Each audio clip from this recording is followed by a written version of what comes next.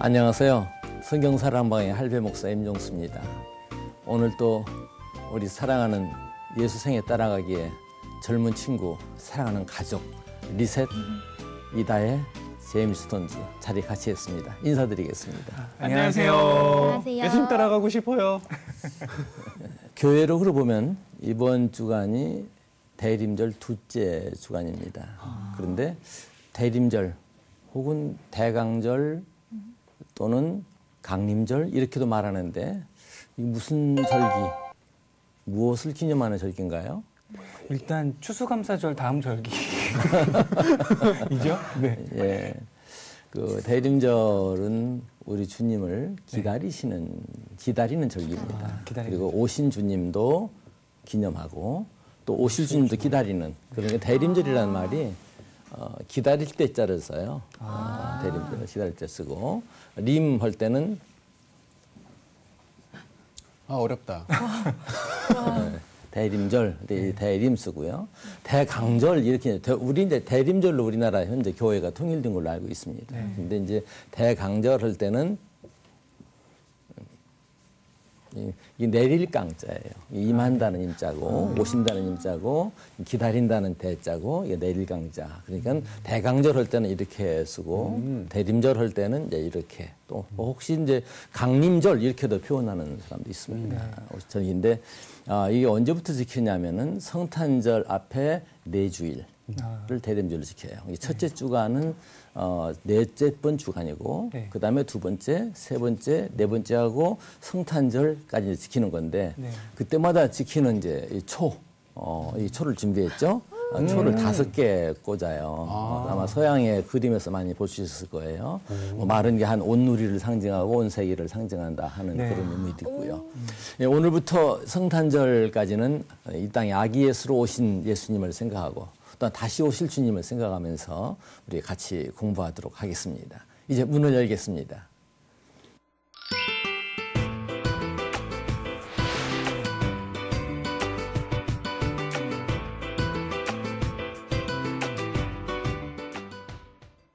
예, 오늘은 마태복음 2장 1절에서 6절까지인데 오늘과 이 다음 시간에는 주로 동방에서 온 박사들을 중심으로 우리가 같이 이야기하는 시간을 가지겠습니다. 먼저 이제 본문을 읽는 시간을 가지도록 하죠. 오늘은 세 분이서 2절씩, 먼저 리셋부터 6절까지 2절씩 봉독하도록 그렇게 하겠습니다. 헤롯 왕 때에 예수께서 유대 베들레헴에서 나심에 동방으로부터 박사들이 예루살렘에 이르러 말하되 유대인의 왕으로 나시니가 어디 계시냐, 우리가 동방에서 그의 별을 보고 그에게 경배하러 왔노라 하니, 헤롯 왕과 온 예루살렘이 듣고 소동한지라. 왕이 모든 대제사장과 백성의 서기관들을 모아 그리스도가 어디서 나겠느냐 물으니, 이르되 유대 베들레헴이오니 이는 선지자로 이렇게 기록된 바 또 유대 땅 베들레헴아 너는 유대 고을 중에서 가장 작지 아니하도다. 너에게서 한 다스리는 자가 나와서 내 백성 이스라엘의 목자가 되리라 하였음이니이다. 아멘. 우리 6절까지 봤습니다. 예수님께서 어느 왕 때 오신다고 나와 있어요? 헤롯 왕이요. 헤롯 왕. 헤롯 왕에 대해서 자세히 아세요? 분봉왕? 그냥 분봉왕? 분봉왕? 그만큼 모른다는 얘기예요. 헤롯 왕 할 때는 성경 가운데 헤롯이 여럿이 나와요. 사실은요. 그러니까 헤롯 할 때 먼저 우리가 생각할 수 있는 것은 대헤롯이에요. 대헤롯. 대헤롯. 그러니까 영어로 그레이트 헤롯이라는 얘기죠. 그러니까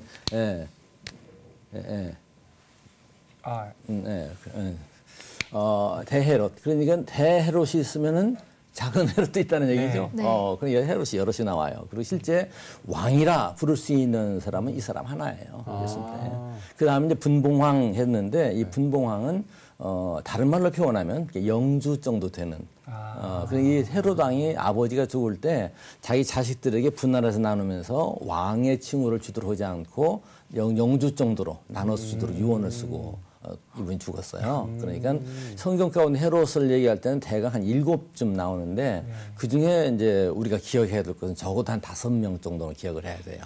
이 헤롯 왕 대헤롯이 예수님 탄생에 있었던 대헤롯이 죽은 다음에 주님께서 아기 예수님 이집트로 피난 갔다가 다음 다른 헤롯이 섰다고 또 오셨거든요. 그건 헤롯이라고 안 써 있어요. 아켈라오라고 되어 있어요. 물론 헤롯이라고 써도 되는 건데 아켈라오로 되어 있고 그다음에 세례 요한 죽을 때도 헤롯 왕이라고 되어 있죠. 헤롯 왕. 그것도 이제 헤롯이에요. 헤롯을 세례 요한을 죽인 헤롯. 헤롯 빌립이라고 그러는데 헤롯 왕이 있고요. 그다음에 그 신약성경 이제 사도행전으로 넘어가면 헤롯이 또 나와요. 야고보 사도 최초로 순교를 당한 사도가 누구? 스테반. 사도 중에서. 사도 중에서.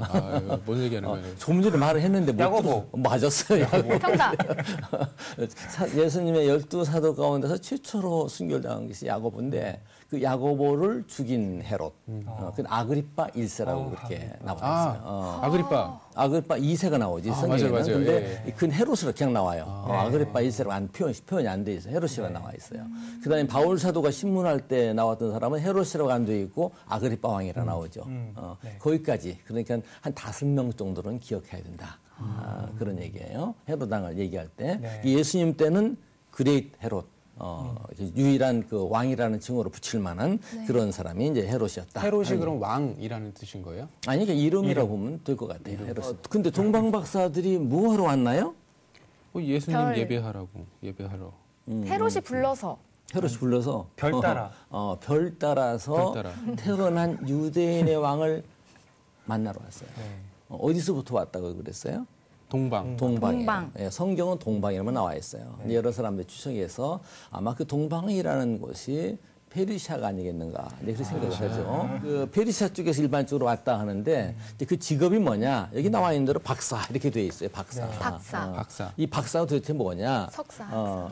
이 원어로 한다면 마고이로 돼 있어요. 마고이도 있고 영어 성경 볼 때는 이제 메이지 이렇게 이제 나와 있죠. 나와 있고 어느 영어 성경 옛날에 영어 성경에는 이 와이즈맨이라고 돼 있어요. 와이즈맨. 이 지혜자라는 지혜자라는 그런 얘기죠. 근데 우리 성경에는 이제 동방에서 온 동방 박사라는 말은 사실 없어요. 동방에서 온 메이지. 그러니까 현자. 호는 이제 그 메이지 원어적인 의미는 약간 좀 그 점성술사. 또는 마술. 예를 들어서 이제 이 메이지에서 여기 C만 더 붙이면 매직. 마술과 연결도 되죠. 여기서 어원이 드는 그런 마술사? 단어들이에요. 그러니까 점성술사 또는 이제 현자 이렇게 이제 여러 가지로 소개되어 있는데 우리 성경에서는 보통 박사다 이렇게 이제 나와 있다는 것이죠. 그러니까 이 사람들은 혹시 또 그 페르시아 지역의 그 조로아스터교, 배화교라고도 그러죠. 조로아스터교의 사제들이 아닐까 그런 의견도 있는데 정확한 건 몰라요. 우리가 아는 것은 뭐예요? 동방에서 온 박사들, 어쩌면 지혜자, 와이즈맨 이런 정도 해석하면 되지 않겠나 이 생각이 들어요. 제가 3절 한번 읽어보도록 할게요. 이들이 왔는데 3절 사건이에요. 헤롯 왕과 온 예루살렘이 듣고 소동한지라. 왜 소동이 일어났을까요? 경배하러 와서? 백성들이 헤롯 왕 눈치를 보면서 소곤거리지 않았을까요? 여러 그러면 가지 헤롯 생각할 수 있을 왕은 거예요. 우선은 동방에서 왔으니까 그들 복장부터 낯서는 것이겠죠. 이방인. 이방인들이잖아요. 옛날에 이방인들이 이렇게 빈변을 하지 않았는데 더군다나 멀리서 왔다는 얘기예요. 그러니까 복식도 전혀 다른 것이었겠죠. 저기 목사님, 그 동방 박사들이 왕이라는 기록을 옛날에 한번 본 적이 있는 것 같은데 왕들이라고.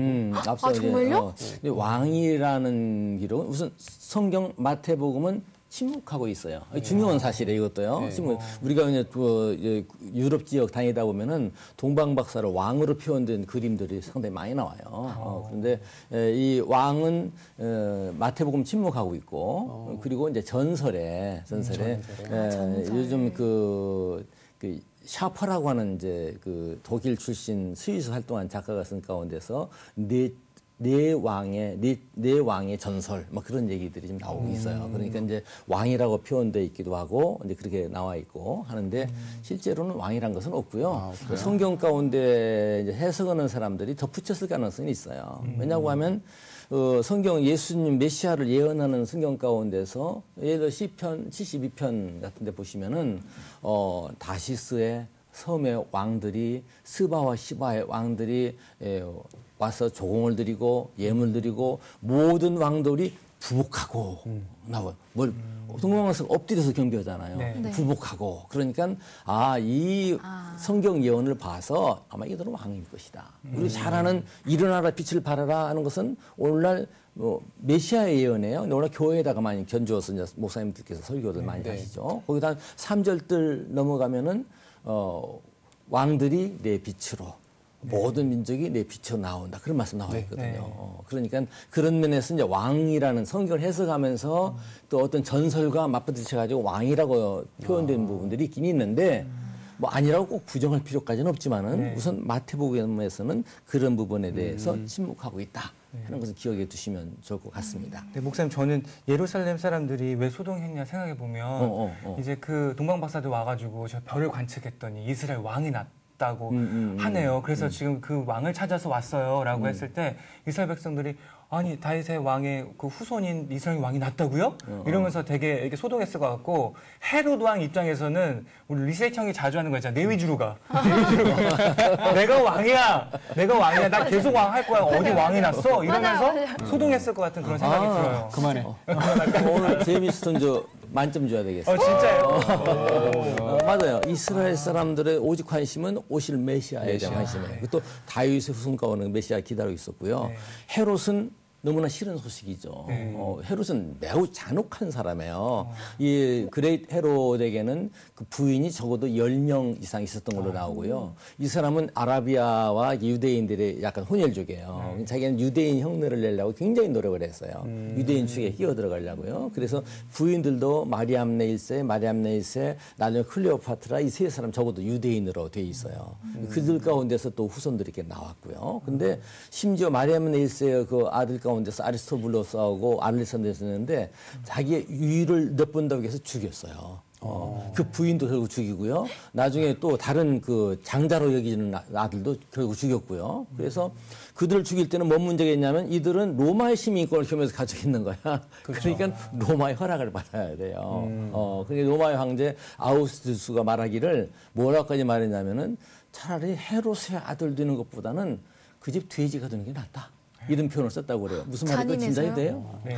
왜냐하면 헤롯이 유대인들을 흉내내려고 하니까 돼지고기 먹었겠어요? 안 먹었겠어요? 안 먹었어요.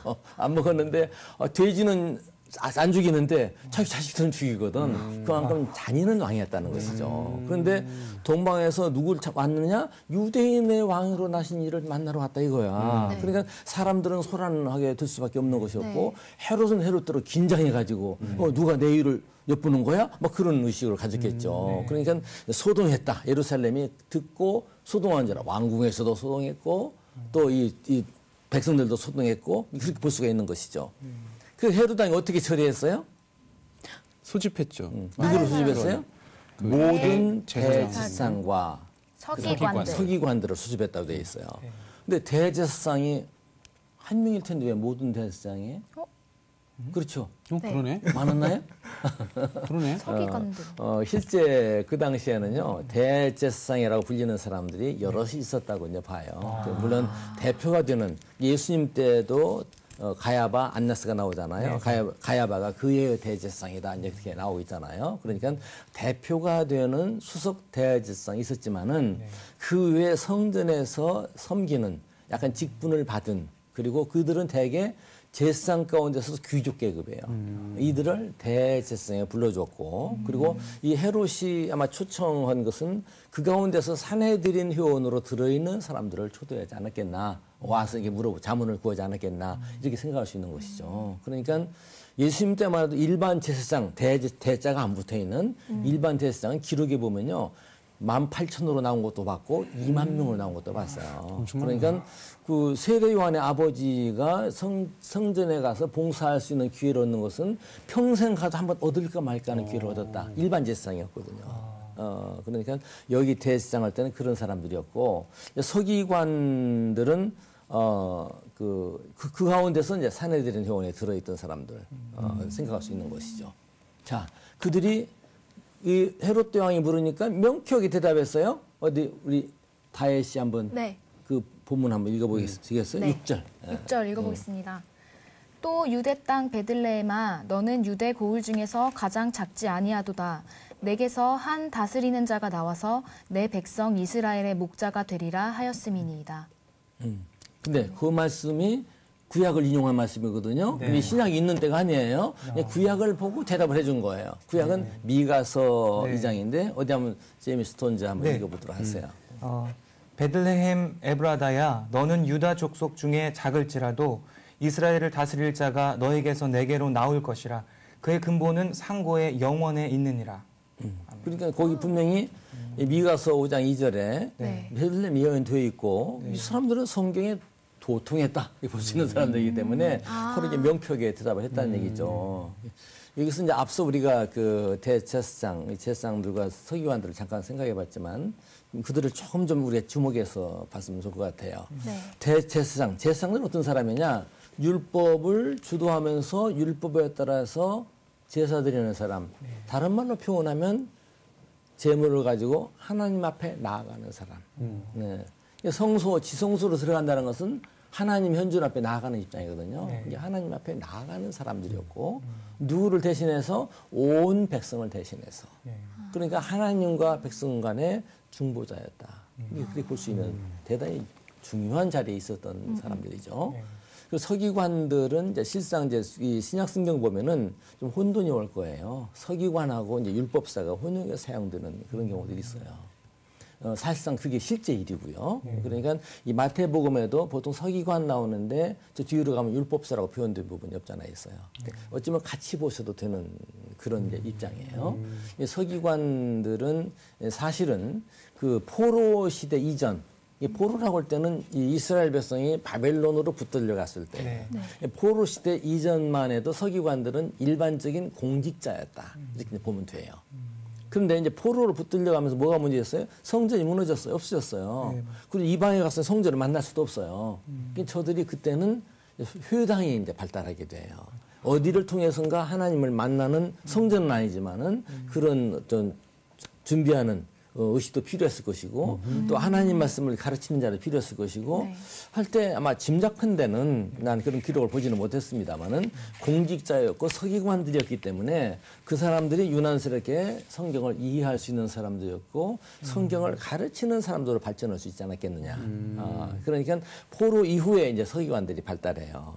대표적인 서기관이라고 볼 수 있는 사람이 에스라서를 기록한 에스라 7장 10절은 매우 유명하죠. 내가 그 하나님의 그 율법과 율례를 연구하고 준행하고 이스라엘 백성들에게 가르치기로 결심하였더라.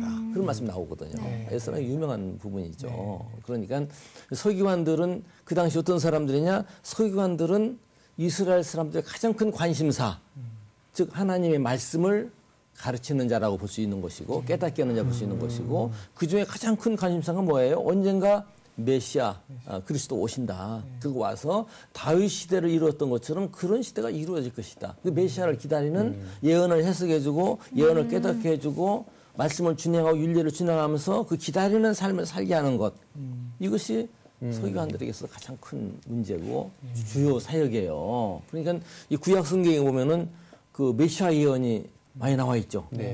혹시 뭐 메시아 예언, 성탄절에 주로 많이들 봅니다만 기억나는 거 뭐 있겠어요? 저 하나 있습니다. 뭐요? 하나만 있었구나. 한 개. 한 개. 네가? 네. 저 확실치 않지만 이사야 7장 14절에 보라 처녀가 잉태하여 아들을 낳을 것이요 그 이름을 임마누엘이라 하리라. 맞습니까? 교회에서 연극 좀 하면서 외웠던가 봐. 감사합니다. 하나 있는데 그거래. 맞아. 네. 대표적인 성경 규절이죠. 입마에서 깜짝 놀랐다 내가. 대표적인 성경 규절. 또 뭐 있어요? 또 생각나는 거 뭐 있어요? 이사야서 9장 말씀 네, 네. 중에 있었던 것 같은데요. 뭐라고 돼 있어요? 잘 기억은 안 나요. 부장해요? 9장에. 그러면 뭐 전능자라, 김유자 모사라, 묘사라, 네, 김유자 그 말씀이겠죠. 네, 그 말씀. 네. 많아요. 구약 성경에 가득해요. 예를 들어 창세기 3장 15절에 어떤 맞아요. 누가 나오죠? 아담과 하와가 범죄했어요. 네. 그때 말씀 나오죠. 네. 여인의 후손. 네. 뱀의 머리를 상하게 머리 할. 너는 그 발뒤꿈치를 상하게. 그 말씀도 사실 메시아의 예언이에요. 그 말씀이. 그러니까 어느 학자는 말하기를 구약 성경 가운데서 메시아에 대한 예언이 적어도 300군데 이상 나온다는데 알고 보면은 구약 전체가 오실 예수님에 대한 예언이에요. 구약 전체가. 그러니까 가득 찼다고 보는 것이죠. 그리고 성탄절 우리가 많이 보고 있는 것이고요. 네. 그래서 이 사람들은 오실 메시아를 기다리기 때문에 예를 들어서 바벨론 포로로 붙들려 갔어요. 성전이 무너졌어요. 페르시아에 의해서 독립은 안 해요. 포로에서 풀려 나왔어요. 나는 해방되었다고 할 때, 어렸을 때 공부할 때 목사님들께서 해방되었다고 할 때 독립한 걸로 알았어요. 천만의 말씀이에요. 아직 페르시아에 속고 그대로 있고 거의 풀려나서 페르시아의 이제 초대 그 왕인 고레스, 이 성경 우리가 세계사에 보면 키루스라 나오죠. 이 고레스가 이름 매치시키는 꼭 기억해야 돼요. 성경과 일반 우리가 세계사 공부는 좀 다르니까요. 이 고레스가 저들의 종교를 인정해 줬어요. 인정하면서 너희 성전 지어라 허락해 줬죠. 그때 그 성전 짓는 최고의 머리에 있는 사람이 스룹바벨. 스룹바벨은 더욱이나 뭐냐? 다윗의 후손이에요. 유대 지파 사람이에요. 그러니 스룹바벨이 성전을 재건할 때도 이스라엘 사람들은 은근히 열광했어요. 저분이 바로 메시아인가 보다. 뭐 그런 기대를 가졌다고 그래요. 근데 아니었죠. 그 기다리는 메시아는 아니었어요. 나중에 지난번에 우리가 공부할 때 몇 번 얘기했죠? 이제 셀라우쿠스 왕조의 안티오쿠스 에피파네스라는 것은 이름이 아니고 안티오쿠스 4세예요. 근데 나는 신을 대리한 자다. 그런 별명을 붙이기 위해서 에피파네스 이런 붙였던 것이죠. 안티오쿠스 4세, 안티오쿠스 에피파네스 이렇게 이제 부르는데 에피마네스 할 때는 약간 미추광이라는 말이 되어버려요. 근데 에피파네스인데 그 사람이 난리칠 때 독립운동이 이렇게 가지고 주다 마카비 해가지고 하스몬 왕가를 이제 만들어요. 빨치산 정보 피시도 만들어진 적이 있다고 그렇게 말씀을 드렸죠. 그래서 주다 마카비 왕조가 마타디아스라는 얘기 여러분이 말씀드렸어요. 그 왕조가 형성되었을 때 이스라엘 백성은 시큰둥했어요. 왜? 마타디아스는 레위 지파 사람이에요. 성경에 예언된 그 유다 지파가 아니거든요. 그들은 왕까지 가고 적어도 한 100년 가까이 다스려 했지만 그들은 좀 시큰둥했다. 이렇게 이제 볼 수가 있는 것이죠. 이만큼 메시아를 기다리는 사람들이에요. 그리고 이 메시아를 기다리는 사람들에 있어서 그걸 사인해주는 주역이 누구냐? 대제사장하고 서기관들. 이 사람들이에요. 그러니까 이 사람들은 달달달 기억하고 있었고 명쾌하게 얘기를 해줄 수 있었다는 것이죠. 너무 이해가 안 가요. 아니 그렇게 기다리는 메시아를 기다려왔는데 죽이려고 하는 왕이잖아요. 헤롯 왕인데 거기다 대고서 그냥 그렇게 옵니다. 어디서 나옵니다. 라고 그냥 직설적으로 얘기해버리면 죽일 수도 있잖아요. 글쎄요. 그것도 그러네요. 네. 뭐 생각 못했던. 너무 정확하게 그냥 베들레헴 나옵니다. 이러면 그래? 베들레헴 다 죽여. 그래. 이럴 수 있잖아요. 어떻게? 글쎄요. 그러니까 내가 볼 때 이 율법사들, 이 서기관들은 별로 바람직한 사람들은 아니었던 것 같아. 왜? 예수님을 그렇게 메시아를 기다리는 사람들이었고 메시아에 익숙한 사람들이었고 메시아의 예언을 저들에게 가르쳐줬던 사람들인데 이들 베들레헴 쫓아가 봤어요? 아니요. 안 가봤어요. 그 신기하죠? 네. 그렇게 기다리는데 동방에서 이상한 복장을 한 이 사람들이 와가지고 얘기함에도 불구하고 자기들은 베들레헴에 가볼 생각도 안 했다? 그거 이상하지 않아요? 네, 이상해요. 뿐만 아니라 그때 연호로 해서 약 12년쯤 예수님께서 예루살렘 방문해서 특별한 모습을 보여줬고 30년 후쯤 여년 지난 다음에 십자가 사건도 있었고 하지만 저들이 그 동방박사로부터 그 받고 베들레헴에 얘기했던 그것에 의해서 그리스도를 메시아를 찾으려고 노력한 흔적은 전혀 성경 가운데 나타나지 않아요. 왜 그랬을까? 이게 오늘 우리 문제예요. 왜 그랬을까? 아까 말씀해 주셨는데 이들이 고위 간부처럼 대우를 받았다고 했잖아요. 어떻게 보니까는 또 제가 말씀드렸던 아까 질문하고도 되게 매치가 되는 듯한 느낌이 갑자기 들었었어요. 왕 앞에 내가 대우를 받고 이젠 메시아가 필요 없다라는 느낌? 그럼에도 불구하고 자기가 또 유대인이니 또 직업은 그거니 뭐 그렇게 보니까 적나라하게 베들레헴에서 안 믿다고 얘기를 해버리고 맺지만은 실제는 네, 뭐 기다리는 뭐, 사람들이 아니었다는 것이죠. 네, 그럴 수도 다만 있다라는 직업적으로 예수님을 기다리는 사람이었고 표현해서 사람이고 또 어느 면에서 그런 정도의 자기들의 그 어떤 자기들은 그 직업 이상, 직분 이상, 직위라고 생각할 수도 있죠. 이 정도 자기는 이제 높은 위치에 있는데 뭐 그런 거 내가 뭐 상관할 필요가 뭐 있겠냐. 그러지 않았을까. 그렇게 생각할 수 있을 것 같아요. 아무튼 한 가지 분명한 것은 이 사람들은 분명히 신앙인인 것을 내세우고 있는 하나님을 믿는 사람들이라고 말하는 그중에 대표적인 사람으로 스스로 인지하고 있었는데 객관적으로 바라보니까 이 사람들은 어떤 사람? 그 신앙이 직업인 사람들이었다. 다만 직업이 신앙인 사람들이었다. 이렇게 볼 수밖에 있지 않겠는가. 그래서 실상 저들은 그 귀한 소식을 듣고도 자기들은 행동하지 않았다. 베들레헴에 가볼 생각도 안 했고 그 후에 세월이 흐른 다음에도 그것을 유념해가지고 저분이 혹시 메시아일까? 예수님이 활동하실 때도 그런 궁금증을 나타낸 그런 흔적 하나도 나와 있지 않다 하는 것이죠. 이들은 뭡니까? 알고 보면 자기 자신에게 목적을 두는 사람들이에요. 하나님과 상관없이 그냥 직업일 뿐이고요. 저는 문제는요. 오늘 또 자기 자신에게 목적을 둔 신앙인 아닌 신앙인들이 있지 않을까. 그런 생각을 가져봐요. 나는 진정한 신앙인인가? 아니면 어떤 훈련받은 대로 로봇처럼 움직이는 그런 신앙인 아닌가? 그런 생각을 해볼 때가 아닌가 생각이 들어요. 나는 교회에 등록을 했다. 출석을 잘한다. 헌금도 잘한다. 성경 귀로 잘 알고 봉사도 많이 한다. 이웃 가서 봉사활동도 많이 한다. 모두 좋은 일이에요. 신앙이 아니고서는 할 수 없는 일로 생각할 수 있어요. 근데 알고 보면은 직업의식을 가지고도 할 수 있는 일이 아닌가 생각할 수 있어요. 네. 사회복지사처럼. 그렇네. 이거는 그렇게 했다고 해서 내가 안심할 것은 아니다는 것이죠. 그런 면에서 우리가 냉정하게 자신을 살펴볼 필요성이 있다는 것이죠. 가다 보면은 공갈빵 팔더라고요. 공갈빵. 공갈빵 보면은 참 부피가 큰데 속은 든 게 없더라고요. 맞아. 예. 공갈빵 같은 신앙인이 되지 않도록 노력해야 될 것 같네요. 예. 하다못해 짐승들도요. 네. 두꺼비도 상대 싸울 때는요. 자기 배를 폴 해가지고 풀려서. 큰 것처럼 풀려고 노력하죠. 뭐 닭들도 그렇잖아요. 털을 뭐 세워가지고서 내가 이만큼 너 이긴다 뭐 보이잖아요. 네. 그러니까 중요한 것은 껍질이 아니라는 것이죠. 네. 포장이 아니라는 것이죠. 네. 그러니까 우리 자신도 항상 살펴볼 때 껍질이 아니라 우리 내 안을 좀 살펴보는 네. 나마저 신앙이 직업인 사람은 아닌가. 그냥 훈련 받은 대로 내가 믿는 것으로 신앙인으로 착각하는 어쩌면 인격은 없는 네. 신앙인의 가장 대표적인 그리스도의 인격을 내가 가졌느냐는 것이죠. 인격은 없는 하나의 로봇과 같은 교회 할 때 로봇 군단과 같은 네. 그런 모습은 아닌가. 우리가 깨닫고 생각할 때가 아닌가. 그런 생각을 가져보는 것입니다. 매우 중요한 것이죠. 요는 이제 중요한 거, 오늘 이 시대에 사는 사람들, 오늘 말씀을 통해 부탁하고 싶은 것은요, 모두가 다 참된 제사장이 되고, 참된 서기관이 되었으면 좋겠다 하는 것이죠.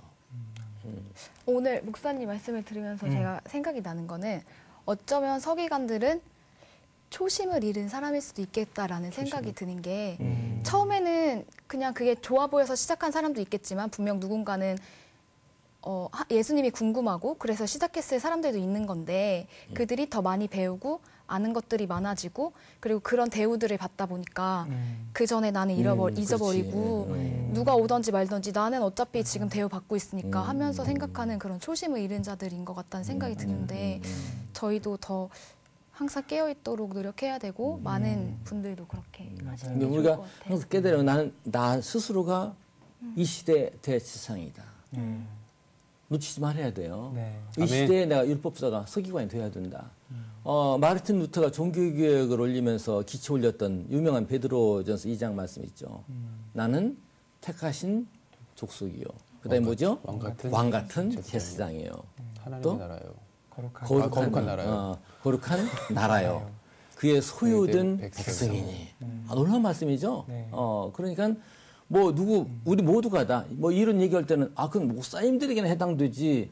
천만의 말씀이에요. 네. 모두 해당되는 거예요. 이것은 목사, 장로 이런 것은 높낮이가 아니면 질서를 위한 어떤 그런 표현을 쓸 수 있겠죠. 네. 그렇지만 그건 어떤 높낮이라기보다는 그건 직분이에요. 네. 직위가 아니에요. 네. 근데 이 직분을 직위로 생각하는, 착각하는 그런 경우가 굉장히 많다는 것이죠. 네. 그러니까 중요한 것은 오늘 우리가 뭐냐? 오늘 우리가 이 시대에 주님께서 심어놓으신 제사장이다. 이 시대에 심어놓으신 하나님 말씀을 가르쳐야 될 서기관이다 하는 것이죠.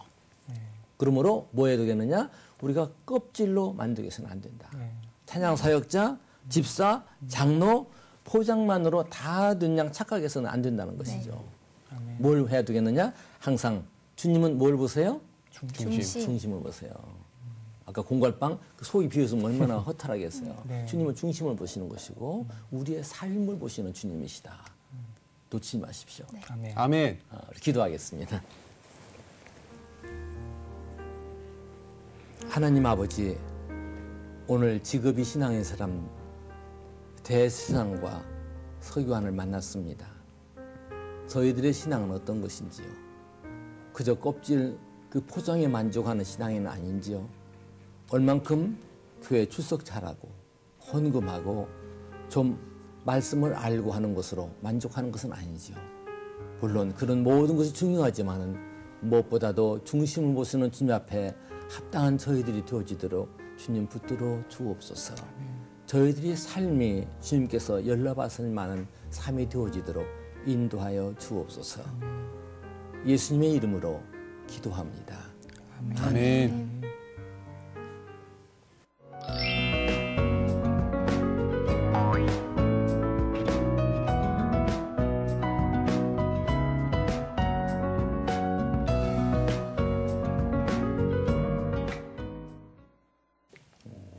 우리 지난 시간에 그 혈루증 환자 얘기하죠. 네. 혈루증 네. 환자는 모든 사람들이 예수님을 막 옹이하고 막 밀고 네. 가는데 그 혈루증 환자는 뭐예요?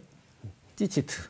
찌치트 해도 돼. 찌치트. 그 예수님의 몸도 잡은 게 아니고 네. 뒤에 있는 옷깃을 잡는 것만으로 주님의 인정을 받았어요. 네. 즉 오늘 우리는 겉껍질 한눈 팔지 말고 아멘. 우리 중심을 보시는 주님 앞에 아멘. 합당한 그릇이 되기 위해서 아멘. 한 주간도 열심히 사셨으면 좋겠습니다. 아멘. 참 좋겠습니다. 아멘. 성경 사랑방 예수님 생애 따라가기 오늘은 여기서 마치겠습니다. 다음 시간에 다시 만나 뵙겠습니다. 감사합니다. 감사합니다. 감사합니다.